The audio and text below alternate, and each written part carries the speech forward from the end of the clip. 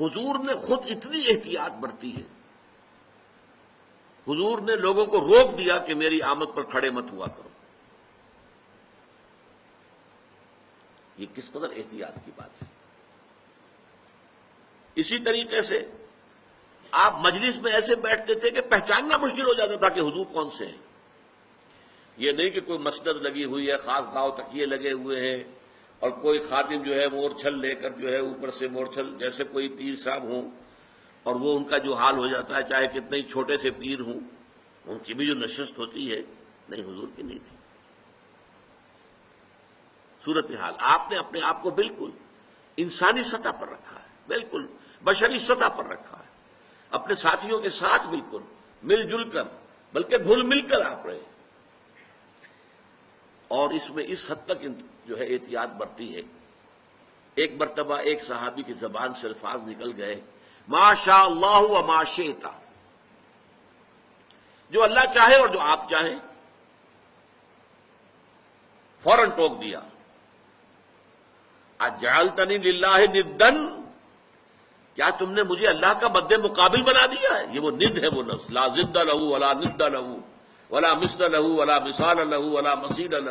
آپ جمعوں کے خطبوں میں یہ سنتے ہوں گے تکرار کے ساتھ الفاظ ضد، مد مقابل. ضد وہ ہے مد مقابل جو سامنے آ کر چیلنج کر سکے آپ کو، وہ ضد ہے، ند.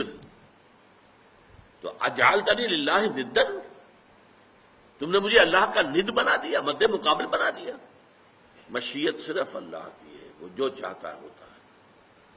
میری مشیت، اگر میری مشیت سے کچھ ہو سکتا تو ابو طالب ایمان لائے بغیر دنیا سے کہیں کبھی نہ جاتے. کتنی محبت تھی حضور کو ابو اپنے چچا سے، کتنے احسانات تھے ابو طالب کے حضور کی گردن پر. ایک آہنی فصیل بن کر کھڑے رہے ہیں، پروٹیکشن دی ہے. اور پورا بنو ہاشم کا خاندان ہے کہ سردار تھے بنی ہاشم کے، تو بنو ہاشم ان کے حکم سے ادھر ادھر ہو سکتے ہی نہیں تھے. قبائلی نظام بڑا مضبوط تھا، اور وہ حضور کا پشت پناہ بنا رہا آخری وقت.